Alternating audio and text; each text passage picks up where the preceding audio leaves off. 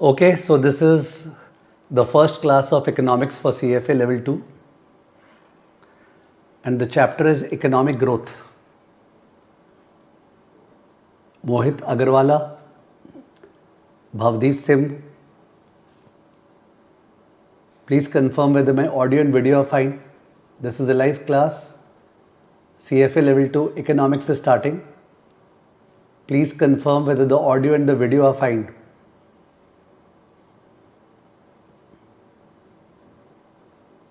Yes, everything is fine. Thank you, Jeet. Thank you, Rohit Chaudhary.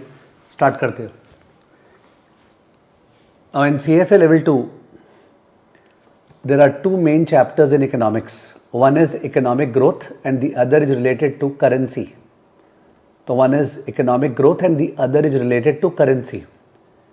Let's understand CFA level 1 से level 2 में किस तरह का scope है.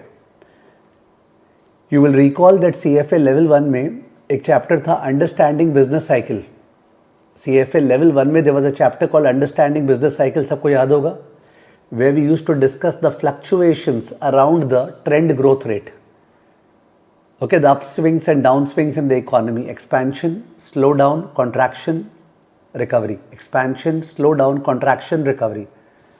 एंड पूरा का पूरा जो मॉनेटरी पॉलिसी, फिस्कल पॉलिसी अपने सीखते थे, उन सब में क्या था कि the policymakers should carry out counter-cyclical aggregate demand management to amplify the business cycle or to moderate the business cycle. Yes, please. Counter-cyclical aggregate demand management in order to amplify the business cycle or in order to moderate the business cycle. What was the objective of the policymakers? To amplify or to moderate the business cycle? In case you want to reply, moderate कि business cycle को moderate करना है. Recessions should not be deep, they should be short lived and boom और inflation should not be very high. Okay, it should be under control. तो level 1 में there was an introduction to business cycles. But जो trend growth rate है ना, trend growth rate, that means the growth rate of potential GDP of the economy, that was not covered in level 1. Growth rate of potential GDP was not covered in CFA level 1, that is covered in CFA level 2. So level 1 में business cycle was covered, fluctuations around the trend. Level 2 में it is the trend growth rate, potential growth rate of the economy. And level 3 में क्या है sir? Business cycles and trend growth, उसके help से how we do portfolio management. Level 3 में it is business cycles and trend growth rate से how do we do portfolio management, how do we form expectations regarding the expected return, the standard deviation and correlation of different asset classes. ठीक है, equity का, real estate का, fixed income का, इन सब का forecast कैसे करें जिससे कि उसको ऑप्टिमाइजर में फीड करे और एसेट एलोकेशन आए, वो छतरी वाला पार्ट जो point of tangency. I think it is always good that student को पता रहे कहाँ अपने को ले जा रहे हैं. तो लेवल 3 में जो एसेट एलोकेशन करना है, जो मीन वेरिएंस फ्रंटियर निकालना है, उसका जो पॉइंट ऑफ टेंजेंसी आएगा ना कि इक्विटी में कितना, फिक्स्ड इनकम में कितना, वो डिटरमाइन करेंगे by way of business cycles and by way of trend growth rate. Am I communicative? क्या समझ में आया? कुछ भी स्टार्ट नहीं किया है. आई जस्ट टोल्ड यू कि लेवल 1 में अंडरस्टैंडिंग बिजनेस साइकिल था, लेवल 2 में बिजनेस साइकिल नहीं है. लेवल 2 में it is the trend growth rate. Forget about expansion, boom, recession, ये सब का बात नहीं है. It is about the long-term trend growth rate of the economy. ठीक है ना? Okay. Having understood this, this chapter is very big. मतलब from the point of view of the number of pages and number of words, co-reading में chapter बहुत बड़ा है, बहुत बड़ा. And there will be an extreme waste of time if you were to prepare the chapter that way. Believe me. अगर आप chapter core से prepare करते हो, it's a tremendous waste of time with no utility because ultimately confidence चला जाएगा most people का. When I say most people, 98 to 99%. 1% का बात अलग है, who could be very good readers and all that stuff. But otherwise, reading is not recommended over here. Still you want to read, please go ahead. There is no issue. Most of the stuff in this chapter is commonsensical. Does not require any knowledge, does not require any preparation. Okay? And therefore, as it always happens, our first class tries to dip into the common sense part of it. Okay? कि कुछ कुछ मैं hint दूंगा और कुछ कुछ question से pickup करेंगे. Question is the best way. ठीक है? Okay, so let's start.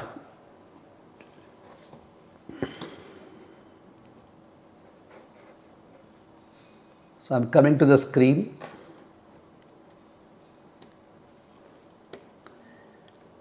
This is the warm-up session. Warm-up. So this is the economy. Sir copy करना है क्या? यस, कॉपी करना है. इकोनॉमी में we have two primary factors of production.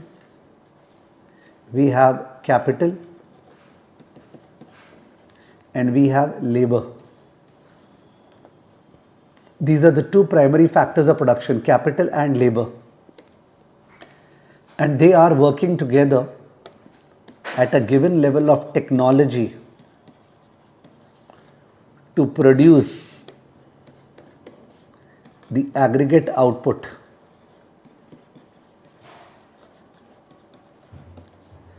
Hope you have drawn. Warm up start हुए. तो दो primary factors of production है, कैपिटल एंड लेबर. कैपिटल को डिनोट करेंगे अपने के से, लेबर को एल से. At a given level of technology to produce the aggregate output. ठीक है ना? इसको कैप्चर करने के लिए I have Y is equal to a function of K comma L. y is equal to a function of k comma L. अगर a को छोड़ दे तो basically aggregate output that is y is a function of capital and labour. तो sir a क्या है? a is the scaling factor. If you are working with a solid technology a could be 10 times. If you are working with backward technology a could be 2 times. तो output would be 10 times the function और 2 times the function. That is depended upon a. A को अगर आप technology सोच रहे हो चलेगा अभी, बट ए का फुल फॉर्म है टोटल फैक्टर प्रोडक्टिविटी. ए का full form is total factor productivity, TFP. Sir इसको टेक्नोलॉजी अभी सोच सकते हैं क्या? यस, सोच सकते हैं. एक बार के लिए आप TFP, total factor productivity, TFP. ठीक है? सो ये जो मैंने यहाँ दिखाया उसी का ये इक्वेशन लिख दिया. This is like the production function. Production function, okay, for the economy. Production function. Sir ये जो फंक्शन ऑफ लिखा है आपने एफ ऑफ के एंड एल, ये समझ में नहीं आ रहा है. तो इसका example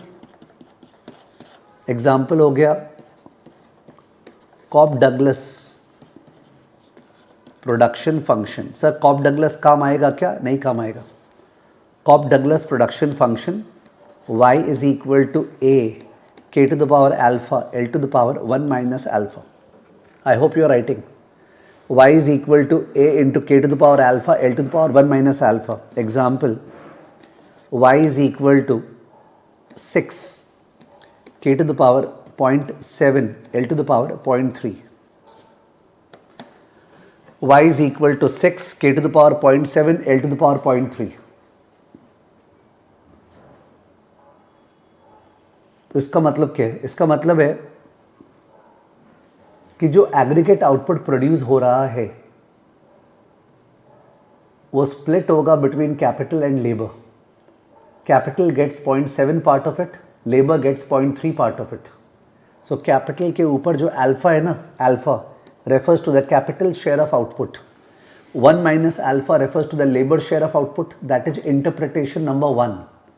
Capital share of output, labor share of output. तो बोलना चाह रहे इसमें डायग्राम वाइज ये हो गया कि this is the output, the total cake, and इस केक का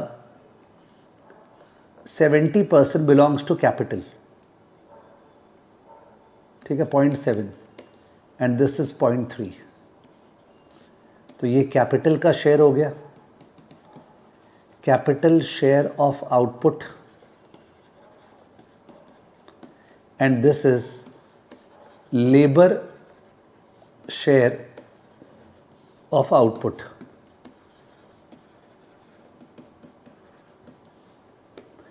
capital share of output, labour share of output, ठीक है। This is one interpretation, alpha and 1 minus alpha का मतलब। दूसरा इंटरप्रिटेशन है alpha and 1 minus alpha refers to the output elasticities with respect to input. क्या बोला? Output elasticity with respect to input. If you are aware, elasticity is change in something by change in something or percentage change in something by percentage change in something. Elasticity क्या होता है? Change by change या percentage change by percentage change. अगर आप reply करेंगे तो मेरे को भी जोश आएगा। यस, आई सेड इलास्टिसिटी क्या होता है? चेंज बाय चेंज या percentage change by percentage change. अभी तक रिप्लाई नहीं आया है। Percentage change by percentage change, correct. So when I से 0.7 का मतलब क्या है? It is the output elasticity with respect to capital, यानी percentage change in output divide by percentage change in capital. अगर कैपिटल 1% बढ़ेगा तो आउटपुट 0.7% बढ़ेगा। 0.3 का मतलब अगर लेबर 1% बढ़ेगा तो आउटपुट 0.3% बढ़ेगा। कैपिटल और लेबर अगर 1% बढ़ता है तो output will go up by 1%, यानी if inputs go up by 1%, output goes up by 1%। ये अजम्पशन है, this is the assumption. So they are assuming constant returns to scale, constant returns to scale. Okay, they are assuming constant returns to scale. Okay, when inputs go up by 1%, output will also go up by 1%. Output elasticity with respect to input. Okay, so दो interpretation है alpha और 1 minus alpha का। पहला, they are capital share of output and labor share of output. दूसरा, they are output elasticity with respect to input. यानी जब input change होगा 1% तो आउटपुट कितना परसेंट चेंज होगा। ठीक है। तो सर क्या ये लोग एग्जाम में ऐसे पूछते हैं? बताओ अल्फा का मतलब क्या है, 1 माइनस अल्फा का मतलब क्या है? नहीं पूछते। ठीक है। तो इन दैट केस अगर किसी का ध्यान ब्रॉडर चीज पे नहीं है तो he will miss out the forest for the trees. पूरा फॉरेस्ट गया, केवल आपके ट्री हाथ में रहेगा। ओके, बोलते हैं ना, क्या बोलते हैं उसको? पेनी वाइज पाउंड फुलिश। पेनीज को कलेक्ट कर लिया और पाउंड को भूल गया। Okay, penny wise and pound foolish. So let's not be that Diya S. ठीक है, S for whatever your name is, Diya S. Don't be penny wise and pound foolish. जब मैं इन द प्रोसेस हूँ समझाने के कि alpha and 1 minus alpha क्या है, आप उसी के बीच में बोल रहे हैं इलेबोरेट इलास्टिसिटी। तो व्हाट आई वाज डूइंग, मैं कर रहा क्या था? मैं तो वही समझा रहा था ना, उसके प्रोसेस में ही आपका वो आ गया। तो इसका मतलब ये लेवल 1 टाइप का क्या बोलते हैं, आउटबर्स्ट है। लेवल 2 में वो जो एक लेवल बढ़ता है ना, वो बढ़ा नहीं है। In case this is your response. So alpha is the capital share of output,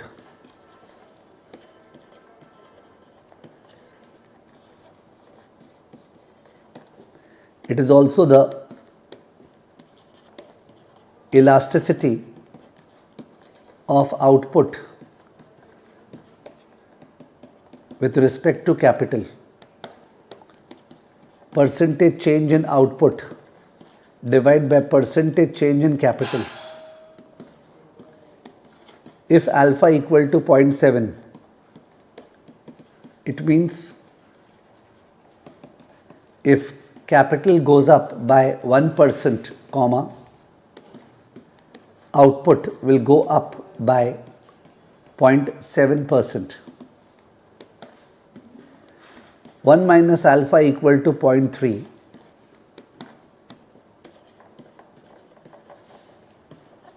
Labor share of output, elasticity of output with respect to labor. If L goes up by 1%, output will go up by 0.3%.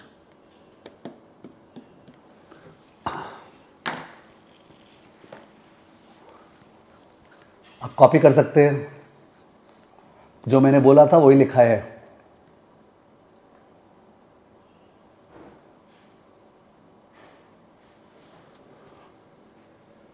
Corp Douglas production function का LOS नहीं है।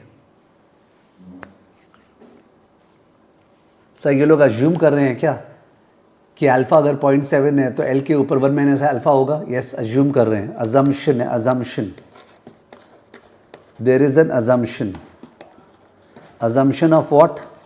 Of constant returns to scale. सही है, assumption पूछ सकता है कि exam में नहीं पूछेगा, दे वोंट आस्क फालतू चीज़ें लेवल 1 के जैसे, बट यस जानना चाहिए constant returns to scale मतलब if inputs go up by 1%, comma output will go up by 1%. assumption है, assumption सही है, assumption नहीं ले तो नहीं चलेगा। सर मेरा मन है एक्सप्लोर करने का और क्या क्या चीज़ होता होगा अगर दोनों मिला के 1 नहीं है तो उस केस में आप खुद से एक्सप्लोर करना पड़ेगा आपको। constant returns to scale, okay, inputs go up by 1%, output will go up by 1%, तो 0.7 और 0.4 नहीं हो सकता है, वो होता है इंक्रीजिंग रिटर्न्स टू स्केल, वो नहीं है अपने। तो आपको प्रोडक्शन फंक्शन समझ में आ गया होगा। किसी का अगर कुछ छूट रहा है, बाई चांस कॉपी नहीं कर पाया, we are sharing the notes every day, you don't have to worry, drive के अंदर से आप जाके देख सकते हो। Is it fine? Please confirm. Is it fine? Please confirm. सब पूरा क्लियर है? 6 का मतलब नहीं समझ में आई आपने? 6 क्या लिखा? 6 को वैसे मुंह से नहीं बोल सकते हैं। 6 is a scaling factor, okay, it depends upon total factor productivity. एक बार सोच लो, टेक्नोलॉजी अगर बहुत बढ़िया टेक्नोलॉजी होता तो 6 के बदले 10 होता, बहुत घटिया टेक्नोलॉजी होता तो 6 के बदले 2 होता। In the context of right now, बहुत ही पुअर एनालॉजी दूँ, बहुत ही पुअर एनालॉजी, तो in that case there are 2 families, there are 2 families, family 1 family 2, ध्यान देना, there are 2 families, family 1 family 2, दोनों का जो एग्रीगेट आउटपुट है वो कितना रेट से ग्रो करेगा ये अपने को फोरकास्ट करना है। डज दैट डिपेंड अपॉन दोनों फैमिली में कितने मेंबर्स हैं? I am asking you. Family 1 family 2 2 families है, दोनों का आउटपुट इनकम किस रेट से ग्रो करेगा ये अपने फोरकास्ट करना चाह रहे हैं। क्या वो फंक्शन है of the number of members in the family? क्या वो function of the number of members in the family? फटाफट बोलोगे तो ठीक है, वरना मैं एनालॉजी देने वाला नहीं हूँ। ऑफकोर्स इट डिपेंड्स, खासकर on the number of earning members, on the number of earning members in the family, ठीक है, on the number of earning members in the family. यानी एक फैमिली में 25 लोग हैं, 25 में से 17 लोग, 17 people are between the age of 16 and 64, okay, there are 17 people between the age of 16 and 64 या 60 व्हाटएवर, यानी वर्किंग एज पॉपुलेशन 17 लोग है। और वो 16 से लेकर 60 तक जो लोग हैं ना, 17 पीपल, वो 17 में से देयर आर 4 और 5 who are voluntarily not working, जिनको काम नहीं करना, स्टडीज़ कर रहे हैं, आराम कर रहे हैं, उनको काम नहीं करना है। 16 से लेके 60 के बीच में देर आर 17 लोग हैं 25 में से, और 17 में से there are 4 people who are not working and do not want to work, ठीक है। तो 17 में से 4 गया, 13 is called labour force, 13 is called labour force. वो 13 में से 3 जन को काम नहीं मिला है, खोज रहे हैं, 10 जन काम कर रहे हैं। वो 13 में से 3 जन को काम नहीं मिला है, वो लोग खोज रहे हैं, और 10 जन काम कर रहे हैं। तो 3 are called unemployed, 7 are not called unemployed. तो अनएम्प्लॉयड वो है जो खोज रहा है पर मिल रहा नहीं है, ठीक है। ये सब आपको पता होगा थ्रू योर लेवल 1 का नॉलेज। तो ये फैमिली 1 का स्टेटस है। 25 पीपल इन द फैमिली, जो बाकी 7 लोग हैं ना, 25 मैंने 7, 8 लोग, वो 8 लोग बच्चे हैं 16 के नीचे के, या एजेड पीपल है 60 के ऊपर के, so they are not a part of working age population. 17 जो है 16 से 60 के बीच में है, और उनमें से 4 जन अपने मन से काम नहीं कर रहे, ना खोज रहे हैं, they are not counted as labour force. बाकी 13 people are part of the labour force, और उनमें से 3 जन को काम नहीं मिल पा रहा है, 10 जन को काम मिल रहा है। The unemployment rate is 3 divide by 13 and the labor force participation rate is 13 divided by 17. Unemployment rate is 3 by 13, labor force participation rate is 13 divided by 17. समझ में आया क्या? Labor force participation rate is 13 divided by 17. Labor force participation rate is 13 divided by 17. मैंने बोला labour force participation rate is 13 divided by 17, कि sir 17 लोग काम करने लायक थे एज ब्रैकेट में, वर्किंग एज पॉपुलेशन, पर उसमें से 13 लोग ही काम या तो कर रहे थे या खोज रहे थे। तो in that case participation rate is 13 divided by 17, 13 divided by 17। अब आगे सुने, वो जो 17 में से 13 थे ना, वो 17 में से देर आर 8 मेल्स एंड कितना हो गया 9 फीमेल्स, 8 मेल्स एंड 9 फीमेल्स। 17 में से 8 मेल है 9 फीमेल्स है, 8 मेल और 9 फीमेल्स, करेक्ट है। वो जो 8 मेल है, वो जो 8 मेल है उनमें से 8 के 8 काम कर रहे हैं, या 8 में से 7 काम कर रहे हैं या खोज रहे हैं। 8 में से 7 काम कर रहे हैं या खोज रहे हैं। और जो फीमेल्स थे विच इज 9 फीमेल्स, उनमें से 6 फीमेल्स में से 6 काम कर रहे हैं या खोज रहे हैं, ठीक है ना। तो फीमेल्स में जो थे 9, उनमें से 6 काम कर रहे हैं या खोज रहे हैं, और मेल में से जो 8 है वो 8 में से 7 काम कर रहे हैं या खोज रहे हैं। अंडरस्टूड। यानी कि मेल्स में participation rate becomes 7 divide by 8। Male में लेबर फोर्स पार्टिसिपेशन रेट है 7 बाई 8, 87.5%। और फीमेल में पार्टिसिपेशन रेट है 6 divided by 9, 6 divide by 9 66.67%।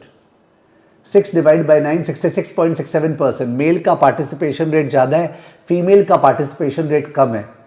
Suppose कोई ऑफेंडिंग फील कर रहा है, सब बहुत ही खराब बात है, फीमेल्स के बारे में ऐसे बोल रहे हो, मैं फैक्ट बोल रहा हूँ, ओके। कोई डीमिंग या अपमीन नहीं कर रहा है, कल्चर की बात है, जैसे कल्चर चला हुआ आया है, ठीक है। तो इन दैट केस मेल का पार्टिसिपेशन रेट ज़्यादा होता है, फीमेल का पार्टिसिपेशन रेट कम होता है, as a result of whatever has happened where brawn power has been replaced by brain power, where your strength does not lie in your body, it lies in your brain, because of which and because of independence and liberty and freedom and whatever, obviously female का participation rate increase होते जा रहा है, and that is the biggest advantage for India, okay, कि female का participation rate बढ़ते जा रहा है। It is also a function of urbanization, जितना ज़्यादा urbanization होगा उतना ज़्यादा फीमेल का पार्टिसिपेशन रेट बढ़ेगा, ठीक है। That is one of the vehicles for growth. ये काम का है, अभी तक जो बोला उन सब में ये काम का था कि सब participation rate is an important determinant of output, कि लेबर फोर्स पार्टिसिपेशन रेट, ठीक है। एंड मेल का पार्टिसिपेशन रेट तो ऑलरेडी हाई है, पर फीमेल का पार्टिसिपेशन रेट जो है वो लो है और वो धीरे धीरे हाई हो रहा है। और किसी भी कंट्री में अगर फीमेल पार्टिसिपेशन रेट हाई हो रहा है, huge scope for the labour force increasing. Am I communicative? Am I communicative?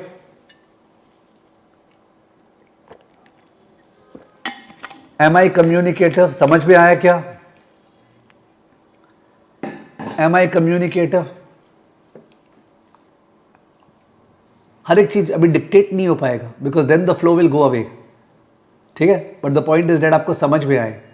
तो इन दैट केस जो मैं नंबर्स बोला, मैंने तुम रिवाइज करना चाहो कितना ईजी है। 25 मेंबर्स का फैमिली बोला सर ने बोला उसमें से 8 पीपल आर एजड और बिलो 16 ईयर्स चिल्ड्रन, उनको छोड़ दो।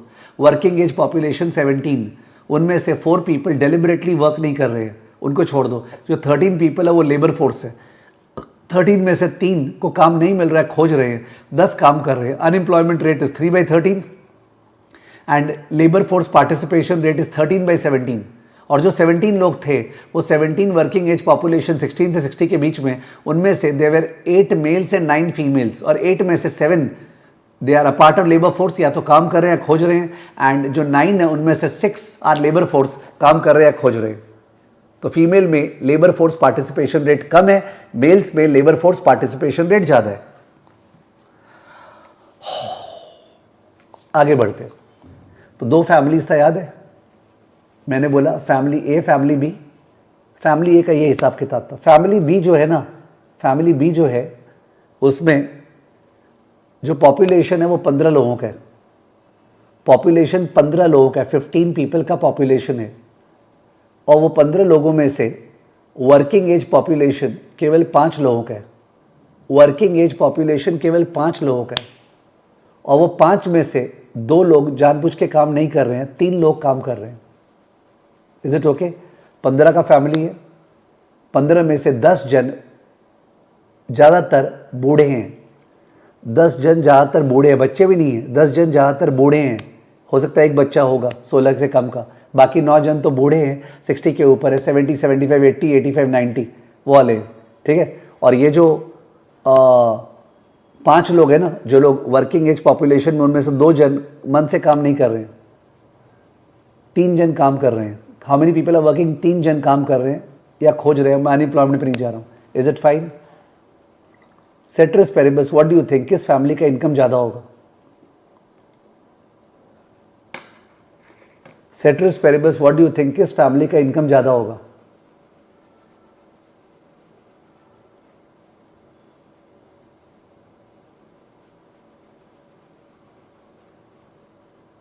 कोई जवाब नहीं आया. सो जवाब आ रहा है सर फर्स्ट फैमिली का इनकम ज़्यादा होगा, फर्स्ट फैमिली का. ठीक है, चलो राइट मान लेते हैं. राइट मान रहे हैं, मैं राइट मान रहा हूँ. पर कैपिटा इनकम यानी income divide by number of members. पर capita income, income divide by number of members किस फैमिली का ज़्यादा होगा? पर capita income, income divide by number of members, पर कैपिटा इनकम किस फैमिली का ज़्यादा होगा? पर कैपिटा इनकम यानी income divide by number of members किस फैमिली का ज़्यादा होगा? बिकॉज पर capita income is an indication of life style. Income is an indication of the size of the economy. Per capita income is an indication of the lifestyle.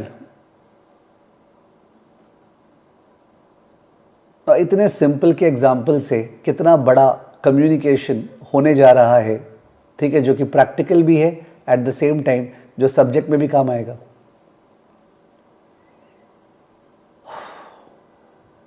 There was an economist by the name of Malthusian. I think ये नाम था उसका. In case I am wrong about the spelling and all, please don't catch me. There was an economist by the name of Malthusian. उसने जो लिखा था उसको बोलते हैं क्लासिकल इकोनॉमिक्स, क्लासिकल. और उसने क्या लिखा कि पर कैपिटा इनकम जो है ना एक सर्टेन लेवल है जो सस्टेनेंस के लिए चाहिए, जीने के लिए, कि तुम रोटी दाल खा पाओ, ठीक है, प्रॉपर नॉर्मल कपड़ा पहन पाओ, ठीक है, और अपने आप को शेल्टर में रख पाओ.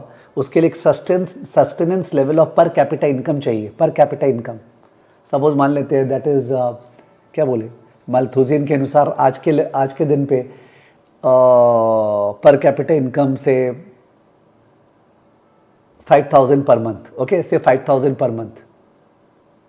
अब उसने क्या बोला, जब पर कैपिटा इनकम सस्टेनेंस लेवल के ऊपर चला जाएगा तो उस केस में पॉपुलेशन एक्सप्लोजन होगा. सोचो कहाँ चला गया. बोला पर कैपिटा इनकम अगर 5,000 से ऊपर चल जाएगा तो पॉपुलेशन एक्सप्लोजन होगा.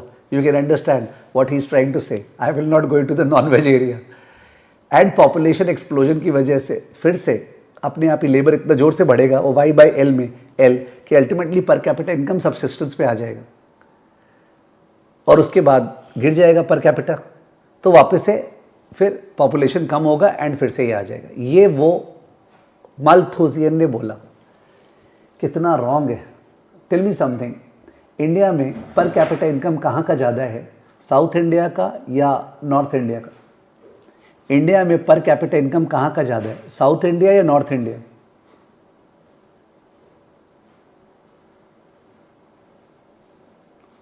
इंडिया में पर कैपिटा इनकम कहाँ का ज़्यादा है, साउथ इंडिया या नॉर्थ इंडिया? साउथ इंडिया का ज़्यादा है. और व्हाट डू यू थिंक, जो फर्टिलिटी रेट है, number of kids per family या पर कपल, वो कहाँ पे ज़्यादा है, नॉर्थ में या साउथ में? Number of kids per couple वो कहाँ पे ज़्यादा है, साउथ में या नॉर्थ में? Number of kids per couple कहाँ पे ज़्यादा है, साउथ में या नॉर्थ में? नॉर्थ में ज़्यादा है, in case you don't know. Okay, north में ज़्यादा है. जहाँ जितना पॉवर्टी है वहाँ पे उतना ज़्यादा number of kids per couple and fertility rate are high. एकदम the sub Saharan region, okay, they have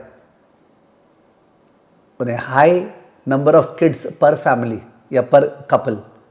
and जो भी रिच नेशंस है, डेवलप्ड नेशंस, उनमें they don't give birth to a lot of babies, they adopt or they don't go that way at all. So Malthusian was totally proved wrong. Malthusian ने जो बोला था उसके अनुसार तो यूएस और यूके में पर फैमिली में, पर कपल में 25-25, 50-50 बच्चे कर लेने चाहिए, ठीक है, अगर उसी के बेसिस पे होता है तो that was stupid. It has been proved empirically that ये जो रिच नेशंस है, रिच फैमिलीज़ है, वो रिच फैमिलीज़ में नंबर ऑफ किड्स कमती होंगे, नंबर ऑफ किड्स कमती होंगे। इसलिए मैंने बोला था जो फैमिली 2 है ना, उसमें 15 लोग हैं, केवल 5 लोग वर्किंग एज पॉपुलेशन है, और जो 10 लोग हैं वो मैंने बच्चे नहीं बोला, वो 10 लोग मैंने बोला वो 10 लोग में से ज़्यादातर एजड है, एजड। इसका मतलब उनका लेबर का कंडीशन तो बहुत ही खराब है, और what should we call demographics are really very bad.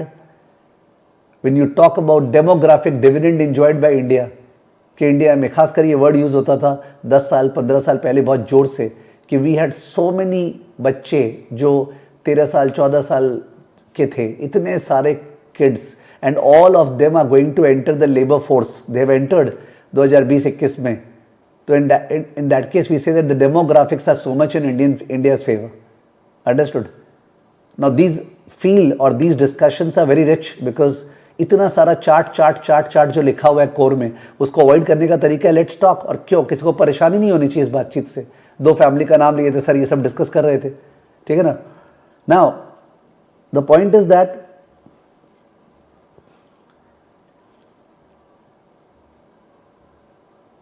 दूसरे एंगल पे आते हैं,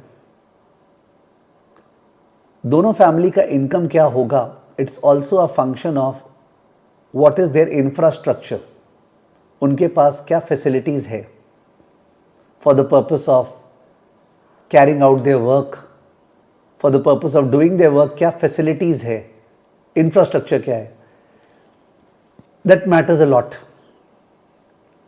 वो वाला पार्ट कैपिटल का हो गया। Okay, that part is capital. How much of infrastructure do they have for the purpose of generating income? वो कैपिटल वाला पार्ट हो गया। सोचो पढ़ाई कर रहे हैं 2 स्टूडेंट्स, एक पढ़ाई कर रहा है आज के दिन पेंसिल पेपर पेन से, नो लैपटॉप नो नथिंग, किताब लेके। एक पढ़ाई कर रहा है with help of chat GPT, Claude AI, gamma, ठीक है, नोटबुक, एलएलएम। तो इन दैट केस ऑब्वियसली जो सेकंड वाला है उसके पास बेटर टेक्नोलॉजी है, वो जल्दी जल्दी मैटर को कवर कर पाएगा, जल्दी जल्दी टास्क कंप्लीट कर पाएगा। ये फैक्ट है। अब कोई बोलेगा नहीं सर जो वैसे पढ़ रहा है वो ज़्यादा, वो सब डिस्प्यूट पे जाके फ़ायदा नहीं है। The fact is that technology is a big enabler, so this production function is showing that also. मैंने बोल दिया था एग्जाम्पल स्टूपिड है, ठीक है, बट इनकेस थोड़ा सा रिलेट हो पाया तो this was the production function, ये प्रोडक्शन फंक्शन था, ठीक है। सो ये जो प्रोडक्शन फंक्शन हमने लिखा फिर से, y is equal to a k to the power alpha l to the power 1 minus alpha. अगर इसका लॉग लेंगे ना, लॉग, तो आएगा log y is equal to log a plus alpha log k plus 1 minus alpha log l, isn't it. मैं लिखने वाला नहीं हूँ, मैंने बोला इसका लॉग लेंगे तो log of y is equal to log of a plus alpha into log of k plus 1 minus alpha into log l। सबने बच्चों ने पढ़ा होगा log ab is equal to log a plus log b। और log लेके अगर derivative लेंगे तो उस केस में इक्वेशन ये आएगा, growth rate of y is equal to growth rate of a plus alpha into growth rate of k plus 1 minus alpha into growth rate of labour. इससे जो इसका डेरिवेशन है लॉग और डेरिवेटिव लेके, वो एकदम भी काम का नहीं है। और जिसको लगता है काम का है वो खुद ही डेरिवेशन कर सकता है या जीपीटी के हेल्प से देख सकता है। तो मेरा लॉग लेके दिखाना कैसे आया would be heights of stupidity. इसका मतलब it is the worst form of teaching which can happen given the intent that we have. तो growth rate of real GDP sir, potential real GDP is equal to growth rate of total factor productivity A plus alpha into growth rate of physical capital plus 1 minus alpha into growth rate of labor. L is the labor force. In fact, L is the not the number of labor, it is the number of labor hours. पर मैं कितने कितने चीज़ पे focus करूँ warm up में, तो I may not be technically correct all the time in the warm up section. तो L जो है वो नंबर ऑफ लेबर आवर्स है, hours, not the number of people. K जो है that is the stock of physical capital. In case किसी को full form लिखना है तो भाई लिख ले, L is the number of labour hours, K is the stock of physical capital. Stock of physical capital से स्टॉक का मतलब इस साल कितना इन्वेस्ट करेंगे वो K नहीं है। K मतलब कितना फिजिकल कैपिटल है, बैलेंस शीट का बात कर रहे हैं, नॉट द इन्वेस्टमेंट। इन्वेस्टमेंट वाला पार्ट तो GK है, कितना कैपिटल को इंक्रीज किए, that's the investment. GA is the growth rate of total factor productivity, technology वगैरह में जो इन्वेस्ट कर रहे हैं। तो G Y is equal to G A plus alpha G K plus 1 minus alpha G L. This is called the solo, SOLOW, Solow's growth accounting equation, Solow's growth accounting equation, Solow's growth accounting equation. तो it is saying that sir कोई economy किस rate से grow करेगा वो depend करता है growth rate of capital पे, growth rate of labour पे, उनके इलास्टिसिटी पे, एंड डिपेंड करता है कि जो इकोनॉमी है वो टेक्नोलॉजी ये सब में किस रेट से इन्वेस्ट कर रहा है। इस इक्वेशन में जीए इज नॉट ऑब्जर्वेबल, जीए को पता लगाना डिफिकल्ट है, ठीक है। It's a very clubbed up thing, will discuss about how it is clubbed. पर जीके, जीएल, अल्फा ये सब ऑब्जर्वेबल है। So therefore what people do is that वो लोग जीए को बैकआउट करते हैं। क्या करते हैं? Back out. GA is inferred, GA this is inferred from the rest balancing figure. This is inferred from the rest balancing figure. इसी बात पे we start a particular question जिससे rhythm आए। आइए, so here is the question, a very big question. We may take around 2 classes to complete the single question, but completing the single question would be a beautiful way of absorbing the matter. So there is a memorandum that has come to the Investment Committee of Emerging Markets Growth Fund. So there is an Emerging Markets Growth Fund और उसका investment committee है। जब आप investment committee सोचते हो, I don't know क्या आप सोचते हो, जैसे कंपनी है, कंपनी में बोर्ड ऑफ डायरेक्टर्स होता है ना, और बोर्ड ऑफ डायरेक्टर्स में अलग अलग कमेटी होता है। आपने पढ़ा हुआ कॉर्पोरेट गवर्नेंस में, remuneration committee, nomination committee, audit committee. तो वैसे ही एक पर्टिकुलर फंड है, फंड को कंपनी सोचो, और उस फंड के कुछ बोर्ड ऑफ डायरेक्टर्स का कमेटी है विच इज़ इन्वेस्टमेंट कमेटी, जिसका काम है मार्गदर्शन देना, ठीक है। तो this is the investment committee from Priya Sharma, chief economist. तो जो मैनेजमेंट है, जो लोग मैनेज कर रहा है फंड को, the CIO, chief investment officer, the chief economist, ठीक है, वो लोग जो मैनेजमेंट है उन्होंने इस इन्वेस्टमेंट कमेटी को एक मेमोरेंडम भेजा है। Is it okay? अगर आप सेटिंग समझोगे तो आपका बहुत अच्छा थॉट प्रोसेस होगा for your career, at the same time आपको अच्छा लगेगा। आई होप सेटिंग समझ में आ गया, ठीक है ना। डेट मार्च 15, 2024 को ये मेमो आया है। India's long term growth assessment and capital flow sensitivity, this is the topic of this memo. India's का लॉन्ग टर्म ग्रोथ, ये चैप्टर लॉन्ग टर्म ग्रोथ के बारे में ही है, एंड कैपिटल फ्लो सेंसिटिविटी, बाहर से जो कैपिटल आता है FDI, FPI, उससे इंडिया कितना सेंसिटिव है।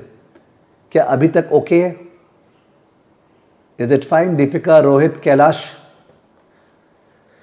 Is it fine? Deepika, Rohit, Kailash, is the beginning okay? कि the management team has submitted this following memo, the chief economist has submitted. तो इन्वेस्टमेंट कमेटी शायद सोच रहा है कि इंडिया में कितना एलोकेशन करे।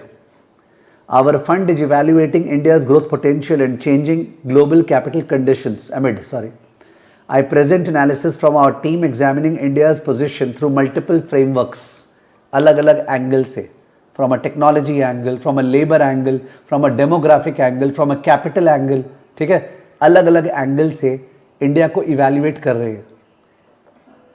Section 1, the first angle, historical growth decomposition. This is the Solos model. तो इंडिया का जो ग्रोथ हुआ है ना हिस्टोरिकली, उसको आपको तोड़ना है, okay. Senior strategist Rajesh Mehta provides the following data for India, period 2005 से लेकर 2015, okay. Real GDP growth 7.8% annually इस पीरियड में था। Working hours grew from 980 billion to 1180 billion. Working hours जो मैं बोल रहा था, y is equal to a, k power alpha, l power beta, l was the number of working hours. तो 980 billion 2000 सबसे पहले था, और अभी 1180 बिलियन। इसका CAGR निकाल लो प्लीज, इसका CAGR निकाल लो, वेट कर रहा हूं। इसका CAGR निकाल लो, मैंने I/Y निकाल लो कैलसी में। 980 से कोई चीज़ 1180 हो गया 10 सालों में, तो in that case what is the I/Y? I am waiting for it. Class को खराब करना है तो धीरे धीरे आंसर आएगा, और क्लास को बढ़िया करना है तो कैलकुलेशन का आंसर फटाफट आएगा। शिवानी लोहिया, अर्नब गुप्ता, वरुण शुक्ला, कैलकुलेटर लो, तोड़ो कैलकुलेटर को। 980 से 1180 बिलियन, तो in that case the CAGR is 1.87%। Okay, 1.87%। इसको STO में डाल दो। क्वेश्चन क्या पूछा है कि नहीं पूछा उससे कोई मतलब नहीं है। शाश्वत का 10% आ रहा है। ओके, शाश्वत इज द ओनली पर्सन जिसका 10% आ रहा है, बाकी सबका 1.87, 1.8745% आ रहा है। तो आपने STO में डाल दिए। You have put this into STO।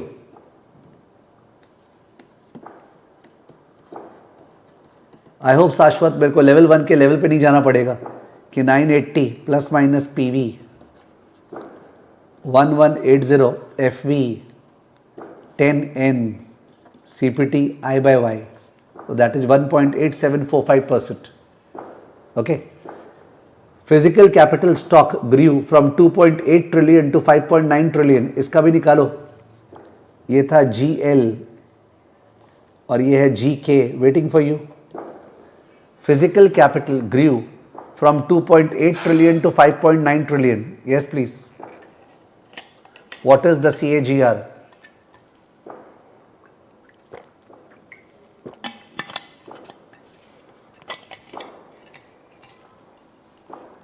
%2.738%. GK. This was GY. भव्यदीप का 7.74 आ रहा है, सभी का 7.74 आ रहा है, केवल फर्स्ट वाला बंदा जो भी था उसका 2 पॉइंट समथिंग आया था, तो मेरे ख्याल से ये रॉन्ग है। फिर बाप रे, कैसे लोग रॉन्ग कर सकते हैं? I am really surprised.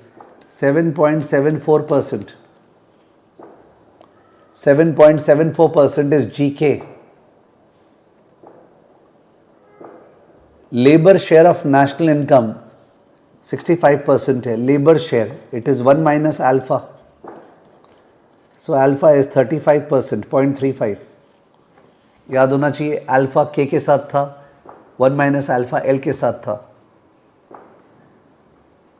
तो जो लोगों को सजा सजा के फॉर्मूला लिखने का मन नहीं करता और नहीं करना चाहिए, उन लोग समझेंगे कि सर 0.35 इंटू 7.74 प्लस 0.65 इंटू 1.87।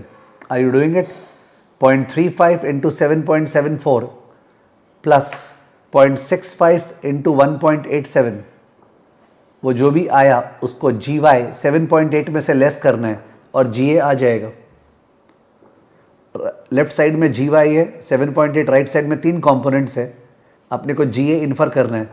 तो अल्फा GK होता है 0.35 into 7.74 plus 1 minus alpha into GL होता है, सो 0.65 इंटू 1.87, वो जो भी आया उसमें से 7.8 लेस करना है, तो GA आ जाएगा। किसका आ रहा है? It's very simple, 0.35 into 7.74 plus 0.65 into 1.87, जो आया उसमें से 7.8 लेस करना है, ऑब्वियसली प्लस माइनस। तो in that case 3.8755%। Students are saying 3.87% आ रहा है, 3.87% या 88%, whatever. That was the growth rate of total factor productivity in the decade 2005 से 2015. 3.87% was the growth rate of total factor productivity.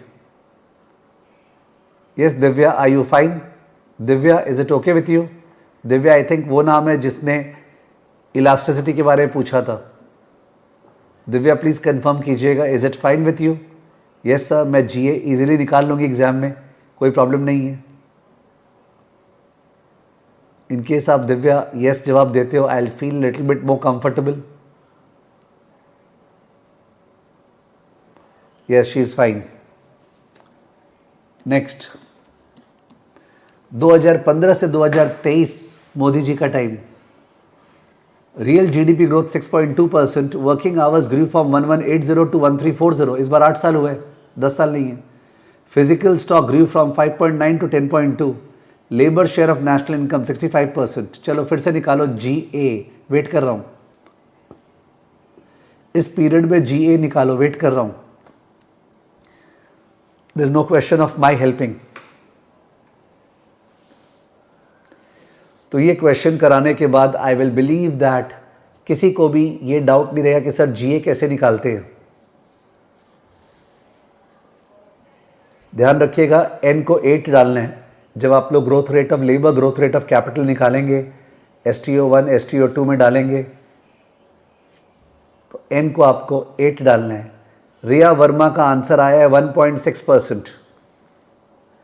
रिया वर्मा का answer आया है 1.6%. I don't know right है कि रॉन्ग है. अमन धूत का भी 1.6%, तो राइट ही होगा. तो रिया एंड अमन, आपका इतना जल्दी आंसर देने का मतलब आपका कॉन्सेप्ट्स क्लियर है, you know exactly what is happening, calculator control में है. मोहित का कुछ और आया है 2.67, रिया का और अमन का 1.6, मोहित अग्रवाला का 2.67, अलग आंसर आया है. कैलाश ऑफिस में है, कर रहा है, फटाफट सल्टा रहा है, बॉस उसे देख रहा है, वो छुप छुप के क्लास कर रहे हैं. मजाक कर रहा हूं कैलाश.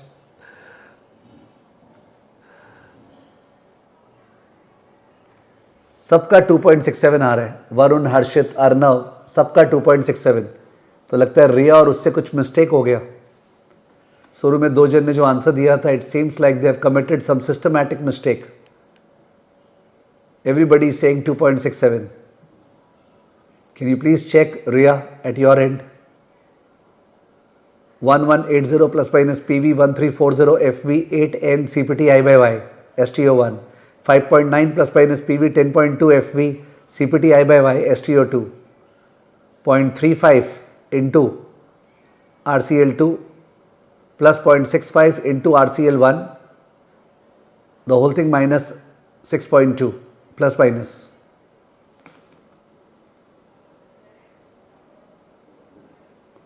ओ हर्ष बोल रहे सर 1.6 तो वर्किंग आवर्स का ग्रोथ था. ओके, वो लोग पार्ट बाय पार्ट आंसर दे रहे थे लगता है, रिया और वो. मेरे को लगा वो लोग फाइनल आंसर दे दिए. तो 2.68% इज योर जीए. तो रिया वो लोग भी रॉन्ग नहीं थे, वो लोग पार्ट बाय पार्ट आंसर दे रहे थे. मेरे को लगा वो लोग फुल आंसर दे दिए. सो 2.68%. Anybody has a problem? 2.68% आया है. दिव्या, आप जवाब नहीं दे रहे हो. Divya, you are not answering. Kailash का भी आ गया, बॉस की नजरों से बचते हुए कैसे न कैसे कैलाश ने कैलकुलेट कर दिया. 2.68%. दुबई का टाइम यहाँ का टाइम में क्या 1.5 घंटे का फर्क है क्या? तो अभी 8:30 तो 7 निकल गया होगा. तुम आई थिंक घर आ गए होगे Kailash.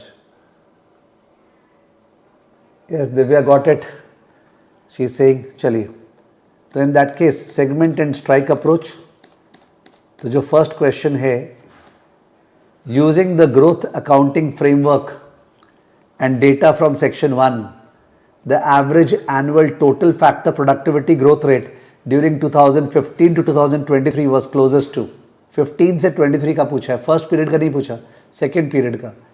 Using the growth accounting framework and data from section 1, the average annual TFP growth rate from 2014 से 23 was 2.6768%. Option number C. Okay, option number C is the answer. Option number C. So please request है कि कोई student ऐसे situation में नहीं हो जो बोले सर पता नहीं ये वाला पार्ट समझ में नहीं आता. And in fact I tell you, मैंने एक सिंगल क्वेश्चन नहीं देखा है जिसमें CAGR निकालना पड़ता है. अगर क्वेश्चंस है भी तो उस पर ग्रोथ रेट GL और ग्रोथ रेट ऑफ कैपिटल दिया रहता है. जितना आपने निकाले उतना भी नहीं निकालना पड़ता है, पर अपने हमेशा एक लेवल ऊपर चलते हैं जिससे कुछ तो लगे कि ब्रेन चला. ठीक है ना? Okay. We apply the standard Cobb-Douglas framework where output elasticity is equal factor income shares, वो तो था ही, आपने बताए थे। सेक्शन 2 अलग अलग फ्रेमवर्क से इंडिया को देखेंगे। सेक्शन 2 हाँ, demographic dynamics, total population, Modi ji बोलते ना 125 करोड़ जनता, ठीक है, तो 144 करोड़ जनता हो गई थी 2024 में। Total population 144 crore, 1.44 billion. Working age population 950 million, जो लोग 16 से 64 के बीच में हैं। Labour force 520 million. What is the labour force participation rate? What is the labour force participation rate please? What is LFPR? Labour force participation rate, very important term, और 50 बार बोलने से नहीं जाएगा, नंबर्स कैलकुलेट करने से, फील करने से जाएगा। Oh sorry, labour force participation rate, जो लोग काम करने लायक है उनमें से कितने जन काम कर रहे हैं या खोज रहे हैं, that's called labour force participation rate. 54.74%, 54.74%। तो सर 16 से 64 वाले उम्र में 54.74% are part of the labour force, they are either working or they are actively seeking employment. केवल हर्षित का 36.11 आया, बाकी सबका 54.74 आया। हर्षित गुप्ता, केवल उनका रॉन्ग आया, बाकी सबका करेक्ट आया। फीमेल वर्किंग एज पॉपुलेशन 950 में से फीमेल 465, ओके, मेल 485 मिलियन। तो 950 जो वर्किंग एज पॉपुलेशन है, उस पर से फीमेल 465 और male 485। Female in labour force 116, 520 में से 116, तो मेल कितना? 520 minus 116, 520 minus 116, can you help please? 520 minus 116, can you help? कितने लेबर फोर्स है जो मेल में है? 520 minus 116 मत बताओ, मैं खुद ही लिख रहा हूं, 404 मिलियन, 404 मिलियन, 404 मिलियन। तो प्लीज मेल का लेबर फोर्स पार्टिसिपेशन रेट बताओगे दिव्या? मेल 485 में से 404 लेबर फोर्स में है, मेल 485 में से 404 लेबर फोर्स में है। व्हाट इज द मेल का labour force participation rate? What is the male का लेबर फोर्स पार्टिसिपेशन रेट? 485 में से 404, काफी लोग, सभी काम कर रहे हो ऑलमोस्ट। 485 में से 404, 83.33%, 83.33%। और फीमेल में 465 में से 116, फीमेल में 465 में से 116 labour force participation rate females में। 465 मिलियन में से 116 million females are part of the labour force. What is the labour force participation rate for female? What is the labour force participation rate for female? 465 में से 116, 24.95%, okay, 24.95%, 24.96%, whatever, okay. तो ये fact है, labour force participation rate India में काफ़ी कम है। Because you may think that नहीं sir, हम लोग के आसपास तो ज़्यादातर फीमेल्स काम करती है, but there is a big rural economy ना, there is a big rural economy and accordingly वहाँ पे it is less, orthodox families में इट इज़ लेस, ठीक है, व्हाटएवर, और बहुत सारे रिच फैमिलीज़ में भी it is less, okay. So that way, तो लेबर फोर्स पार्टिसिपेशन रेट, और इसके कारण इंडिया का लेबर फोर्स पार्टिसिपेशन रेट केवल 54.74% है। तो one of the biggest triggers for India to increase its labour force is by way of increasing the labour force participation rate of females, okay. Average hours per worker 2117 annually, average hours per worker, यानी वैसे देखा जाए तो जो L होगा ना corp Douglas में, निकालना मत, वो होगा 520 इंटू 2117, प्लीज मत निकालना, कोई बोलेगा भी तो मैं उसका नाम बोलने वाला नहीं हूँ। 520 लेबर फोर्स और 2117 एवरेज आवर्स पर वर्कर, तो 520 इंटू 2117 वो एल हो गया एक तरह से, ठीक है ना। एनीवेज, ये 2024 का डेटा है। प्रोजेक्शंस टू 2034, 10 साल बाद का प्रोजेक्शन, ये प्रोजेक्शन चल रहा है। 2024 में खड़े हैं, 2034 working age population growth applicable to both male and female 1% annually, okay, working age population 1% से बढ़ने वाला है, वर्किंग एज पॉपुलेशन, तो टोटल मेल एंड फीमेल कितना हो जाएगा निकालने, थोड़ा सा हेल्प करो प्लीज़। 950 टोटल था, तो 950 से क्या हो जाएगा टोटल 10 साल बाद, 465 फीमेल का था, फीमेल का क्या हो जाएगा 10 साल बाद, 485 मेल का था, मेल का क्या हो जाएगा 10 साल बाद। वेटिंग फॉर यू, 1% से बढ़ाना है आपको, प्लीज़ बताइए। सर इतना कैलकुलेशन काम थोड़ी आएगा, अभी अपने ऐसे नहीं चलते, जो भी निकल सकता है सब कुछ कैलकुलेट कर रहे हैं, वी आर स्पेंडिंग टाइम। 950 को 1% ग्रो कराए 10 साल के लिए, व्हाट इज इट। 950 को 10% 1% ग्रो कराए 10 साल के लिए, इट इज़ 1049.4, 1049.4, ठीक है। फीमेल का 513.65, 513.65, और मेल का 485 से क्या बन जाएगा, मेल का वर्किंग एज पॉपुलेशन 10 साल बाद मेल का 535.74, 535.74, ठीक है, बढ़िया। No change in the male participation rate, तो मेल पार्टिसिपेशन रेट क्या था 83.33%, तो अकॉर्डिंगली मेल का लेबर फोर्स मेल का इज इक्वल टू 83.33% ऑफ 535.74। बोल रहा है labour force participation rate male में सेम रहेगा, तो 83.33% था ना, तो अगर सेम रहेगा तो 535.74 में से कितना लेबर फोर्स होगा मेल में, 83.33% of 535.74, yes please, 83.33% of 535.74,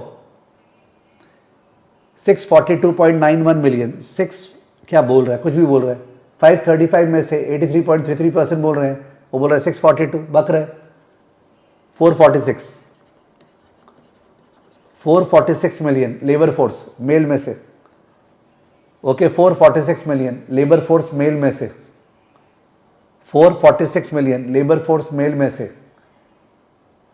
government target increase the female workforce by 60 million, increase the female workforce by 60 million.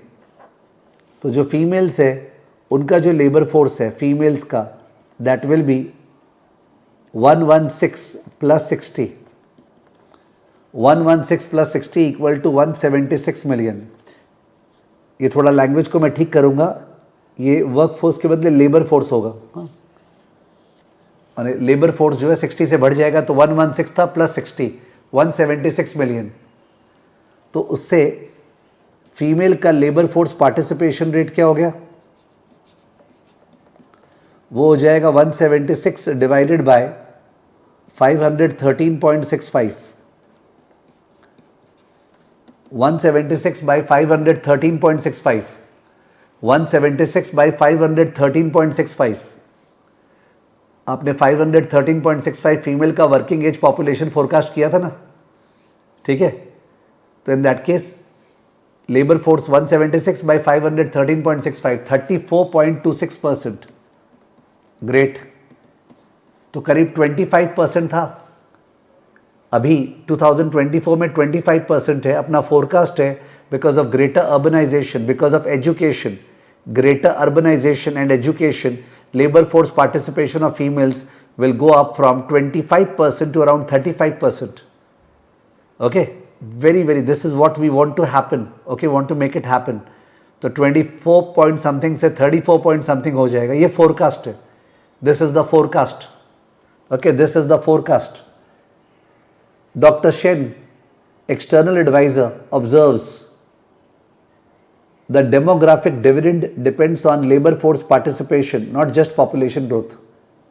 तो केवल पॉपुलेशन बढ़ा के इंडिया को डेमोग्राफिक डिविडेंड नहीं मिलेगा, इंडिया को डेमोग्राफिक डिविडेंड मिलेगा लेबर फोर्स पार्टिसिपेशन रेट बढ़ा के, okay, labour force participation rate specially females में। तो ये पूरा डेटा दिया है डेमोग्राफिक्स का, ठीक है। इसके ऊपर पक्का क्वेश्चन पूछा होगा, क्वेश्चन पे आते हैं।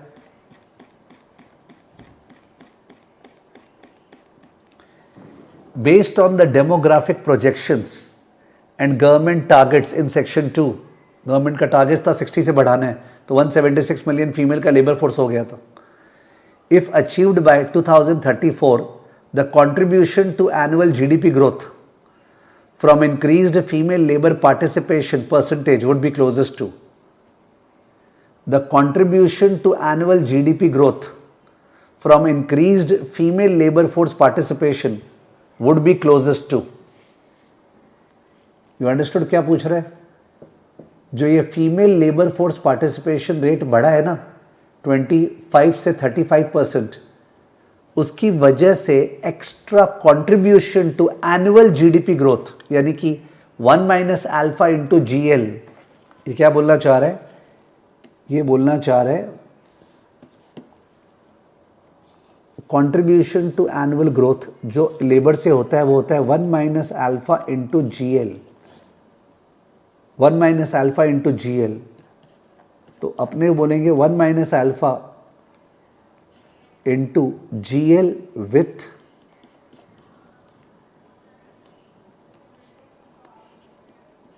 high LFPR minus GL with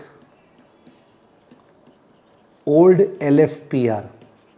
समझो सर, अगर old labour force participation rate होता 25%, तब भी तो growth rate of labour force कुछ होता इंडिया का, एनुअल ग्रोथ रेट. और अगर लेबर फोर्स पार्टिसिपेशन रेट बढ़ गया है फीमेल्स का, तब भी इंडिया का ग्रोथ रेट कुछ है, ज़्यादा है लेबर का. तो वो जो एक्स्ट्रा ग्रोथ रेट हुआ बिकॉज ऑफ फीमेल का LFPR इंक्रीजिंग, उसकी वजह से जो GY है ना, GY, उस पर क्या इफेक्ट आएगा.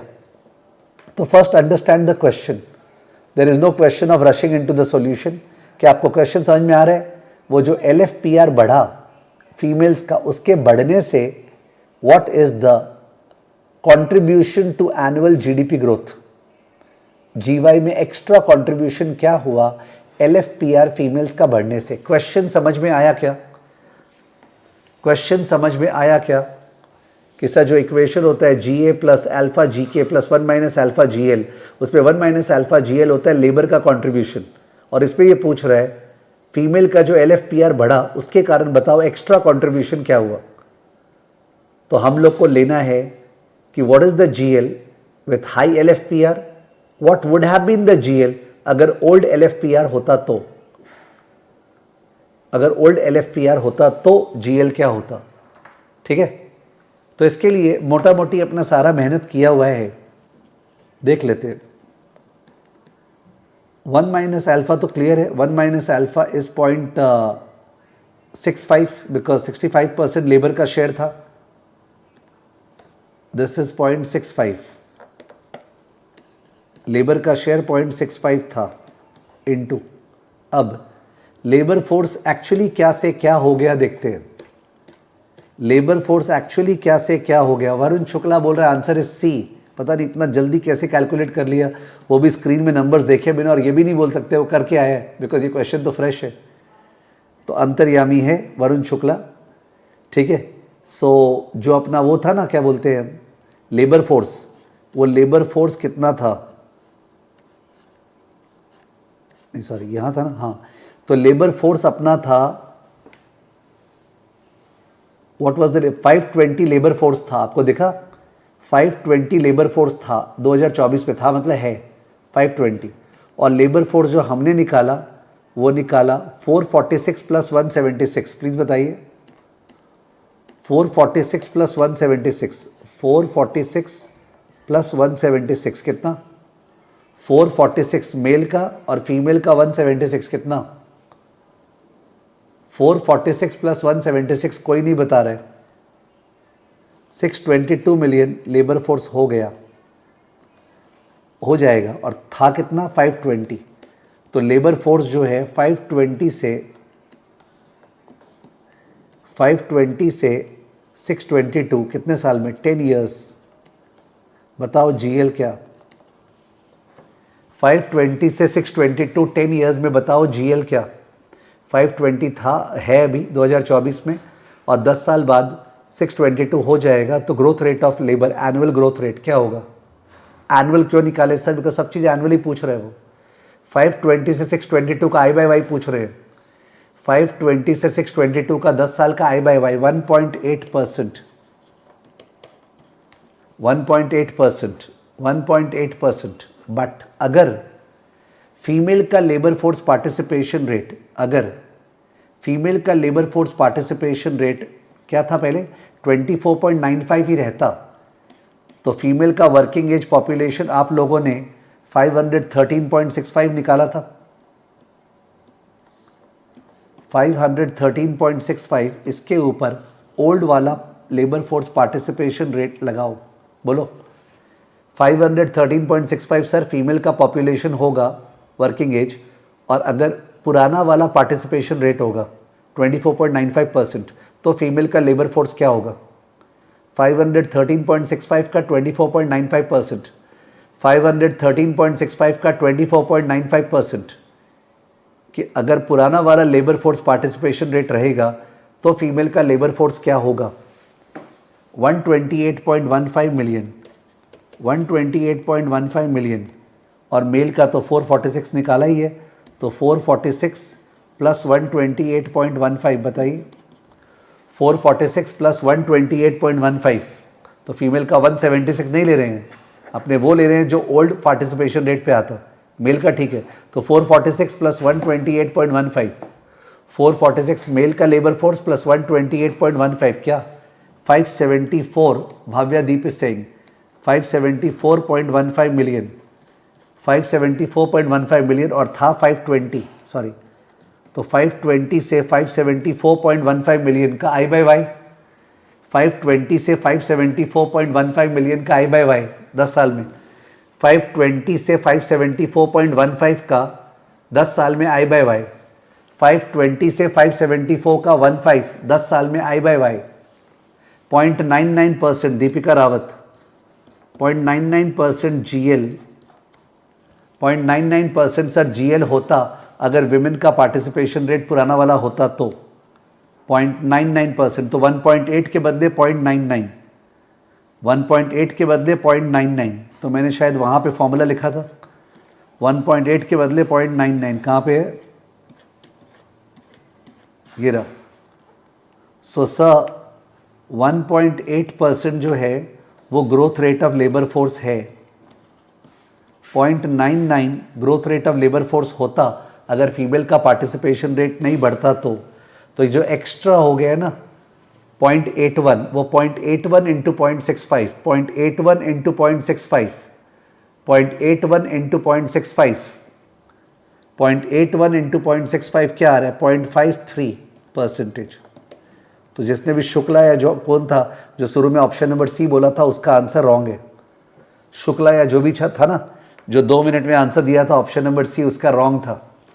0.53% is the answer, 0.53% is the answer, 0.53% is the answer. Okay, 0.53% is the answer. Got it? 0.53% is the answer.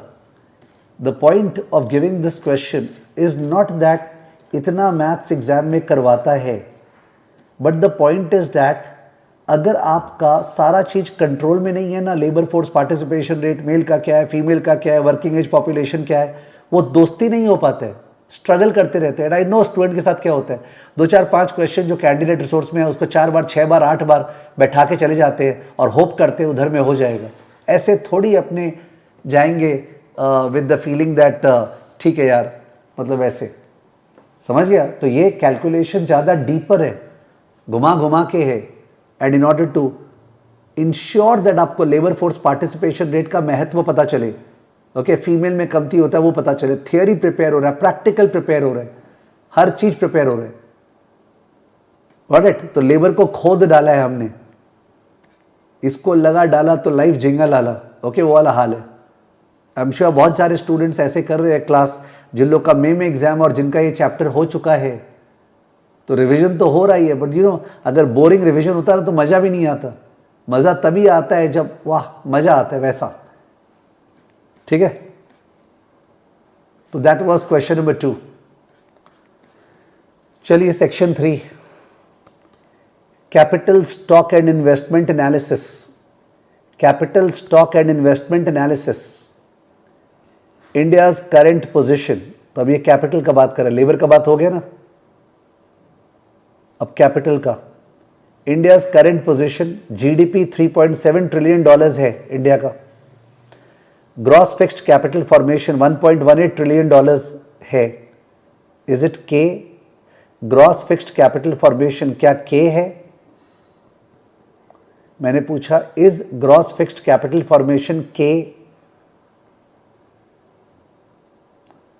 Gross fixed capital formation, is it के?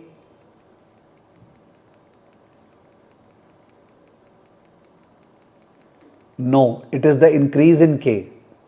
जो बैलेंस शीट और पीएल का डिफरेंस बोला था ना, it is the increase in K. जैसे GDP जो है, it is not a balance sheet figure from a FSA point of view. GDP is like the revenue figure in the PL account. I don't know आप कभी सोचते हैं ऐसा कि नहीं सोचते? GDP is the revenue figure in the PL account. Gross fix capital in capital formation is, जो लोग फ्री कैश फ्लो करते हैं उनके लिए this is capital spending. This is capital spending. Extra क्या लगा रहे हैं प्लांट एंड मशीनरी में? ओके, डेप्रिसिएशन उस पर से 370 होगा, तो लेस करेंगे तो नेट निकलेगा कि प्लांट एंड मशीनरी कितना से बढ़ेगा। नेट इन्वेस्टमेंट 810 बिलियन लेस करके दिया है, 1180 minus 370, 1180 minus 370 with a missing link. क्या? इन्वेंट्री इन्वेस्टमेंट भूल गया, पर कोई बात नहीं, भूल चूक माफ।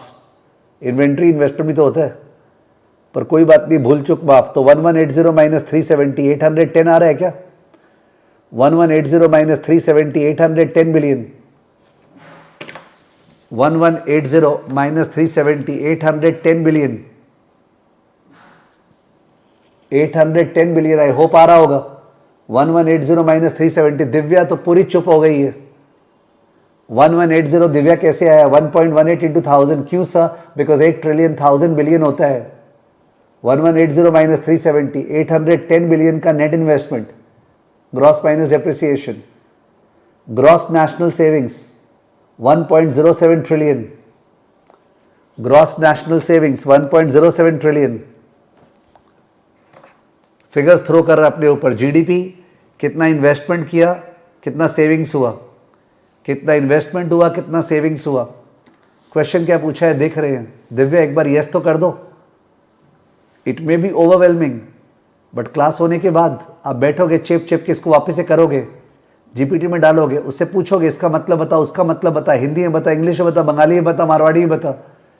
ठीक है, खोदोगे इसको, तब जाके तुम कमांड करोगे। गाड़ी सिखाने के बाद गाड़ी खुद चलाओगे, भिड़ेगी गाड़ी, फिर से उठाओगे। ठीक है, that's the way it should be done. Let's see question number 3।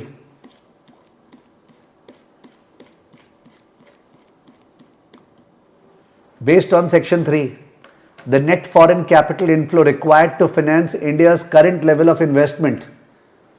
Based on section 3, the net foreign capital inflow required to finance India's current level of investment is closest to what percentage of gross investment? The net foreign capital inflow required to finance India's current level of investment is closest to what percentage of gross investment? ठीक है, कितना बाहर का पैसा चाहिएगा India का investment requirements को meet करने के लिए, क्योंकि शायद इंडिया का खुद का सेविंग्स सफिशिएंट नहीं है। तो आपको वो अमाउंट निकालना है और उसको ग्रॉस इन्वेस्टमेंट का परसेंटेज निकाल के बताना है। क्वेश्चन समझ गए? You have to tell me कितना फॉरेन कैपिटल चाहिएगा, ठीक है, for the purpose of financing our investment requirement, because शायद अपना सेविंग सफिशिएंट नहीं है, और वो कितना परसेंटेज ऑफ ग्रॉस इन्वेस्टमेंट है। चलिए, आई थिंक सिंपल है, झमेला ज़्यादा नहीं है। ये फिगर्स है, कहाँ है ये फिगर्स है? सेक्शन 3 में बताइए। Take your time. जल्दी बताना is not the calibre, correct बताना इज द कैलिबर। जल्दी बताना इज नॉट द कैलिबर। तुमको पता लगाना है कितना अपने को बाहर से चाहिएगा और उसको डिवाइड करना है ग्रॉस इन्वेस्टमेंट से।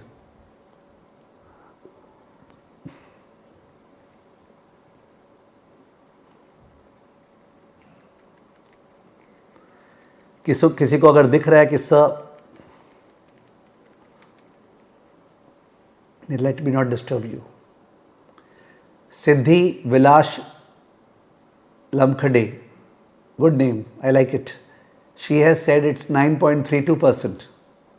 I think first time she is answering. I really wish that answer correct हो Siddhi आपका. She is saying 9.32%. Siddhi is saying that the answer is 9.32%. Kailash is saying no foreign capital needed. Diya is saying 10%.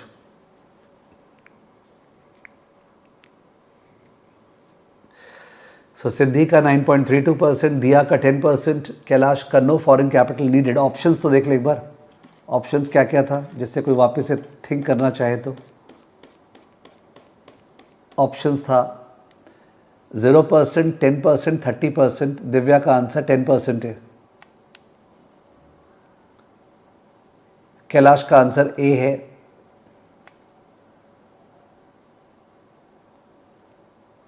Divya का answer B है. सिद्धि का भी close to be आ रहा है. अर्नव का ए, दीपिका रावत का बी. दिया बोल रही है कि मेरा एग्जैक्ट 9.32 आ रहा है but closer to 10. That's okay, देख लेते हैं. ठीक है, फिगर्स दिखा दूँ एक बार. फिगर्स दिखा देता हूँ. ये फिगर्स है section 3. Section 3. So basically gross में से ग्रॉस लेस करना है या नेट में से नेट लेस करना है. आप नेट में से ग्रॉस लेस नहीं कर सकते हो, पहली बात तो ये. तो gross fixed capital formation is 1180, so इतना रिक्वायर्ड है. पर gross national savings is 1070, shortage है. So therefore foreign capital required होगा. कैलाश का रॉन्ग है. कितना शॉर्टेज है? 1180 is required while 1070 is our savings. So what is the deficit? Yes, please. 1070 minus 1180. S minus I. CFA level 1. CFA level 1 में ये बहुत important equation था. किसी किसी का अभी अभी किया हुआ है, किसी किसी का पहले किया हुआ है. S minus I equal to X minus M. Savings minus investment is equal to balance of current account. So if your savings are greater than investment, there is a current account surplus. We invest abroad. If savings are less than investment, the investment has to be met by way of borrowing from abroad. Current account deficit मतलब capital borrow करना पड़ेगा बाहर से. तो अपना savings जो है it is 1070. अपना investment जो है it is 1180. नेगेटिव है. करंट अकाउंट डेफिसिट कितने का? 110. इसका मतलब शॉर्टफॉल है. Shortfall. We need foreign capital of 110 million. Our savings are not sufficient. और पूछा था वो ग्रॉस इन्वेस्टमेंट का कितना परसेंटेज है. तो 110 by 1180 into 100. 110 by 1180 into 100. 110 divided by 1180 into 100. That is our dependency on foreign capital as of now. 110 divided by 1180 into 100. What is it? 110 divided by 1180 into 100. 110 divided by 1180 into 100. 9.34, 9.32%. Beautiful answer, Siddhi and Diya. Very good. Kailash is saying lower the better. Yes, Kailash, lower the better. Also, it should not be a sustainable one. It should be a cyclical one. कि कभी कभी अपना income कम हो जा रहा है, we are saving less, therefore अपने को ज़्यादा बोरो करना पड़ रहा है बाहर से. और कभी कभी अपना इनकम ज़्यादा है, we are in a boom, therefore कमती करना पड़ रहा है borrow. It should be that way. ठीक है. बट सिक्लिकली अगर ट्रेंड वाइज अगर ये डेफिसिट बढ़ते जाएगा there will be deep problems. Anyways, ये करेंसी चैप्टर में सीखेंगे अपने. So that was the question का आंसर. ठीक है. आई थिंक क्वालिटी डिस्कशन हुआ है. इसको ज़बरदस्ती इलोंगेट नहीं करते. The pickup was good. As I told you, ये आइटम सेट बहुत बड़ा आइटम सेट है, जाइगेंटिक आइटम सेट है. And it does much better as compared to आओ बच्चों तुम लोग को पढ़ाते हैं, ठीक है। कैसे को रीडिंग में चैप्टर को बताया है, सुनना प्लीज़। को रीडिंग में ट्रेंड ग्रोथ क्या होता है डिफाइन किया, उसको मैंने डेफिनेशन पे नहीं किया। बहुत इंपॉर्टेंट है ट्रेंड ग्रोथ, बहुत इंपॉर्टेंट है। ट्रेंड ग्रोथ कौन से फैक्टर्स पर डिपेंडेंट है? बीकॉम स्टार्ट हो गया। सेविंग्स एंड इन्वेस्टमेंट पर डिपेंडेंट है, टैक्सेशन एंड रेगुलेशन पर डिपेंडेंट है, पॉलिटिकल स्टेबिलिटी पर डिपेंडेंट है, एजुकेशन लेवल पर डिपेंडेंट है, financial institutions legal rights protection पर डिपेंडेंट है, और सब पे लंबा लंबा लिखा है। लंबा लंबा लिखते उसको लगा बाप रे बाप बोरिंग हो जाएगा, तो बीच बीच में कंट्रीज़ का एग्जांपल दिया। युगांडा में क्या हुआ था, जापान में क्या हुआ था, कोरिया में क्या हुआ था। आदमी जोश में रीड करता, आज तो हम क्या करेंगे। 4 पेज 5 पेज के बाद जोश ठंडा हो जाता है, पूरा दिन खराब। जो आपका रिदम आया था वो रिदम पूरा स्पॉइल हो गया। वापस से बैठते, चल वापस पिकअप करते हैं, लास्ट पे जाके कुछ भी ध्यान नहीं रहा, खुद से फ्रस्ट्रेट हो गए, ठीक है, बिकॉज आप इंग्लिश लैंग्वेज क्लास ले रहे थे।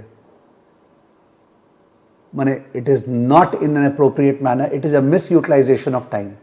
अनलेस एंड अनटिल बोला 1% क्राउड का बात अलग है, ठीक है, who likes reading a lot, who is a very fast reader and so on and so fourth.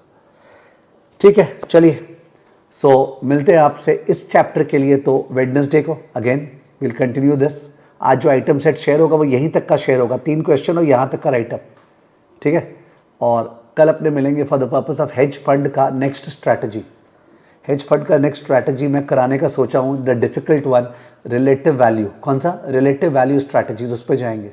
Michael Saylor, relative value strategies, okay, MSFT, MicroStrategy. Okay, क्या बोल रहे हैं sir? Can you please share this exact slides? या I will share obviously, why won't I share. Bye bye, C you tomorrow, bye.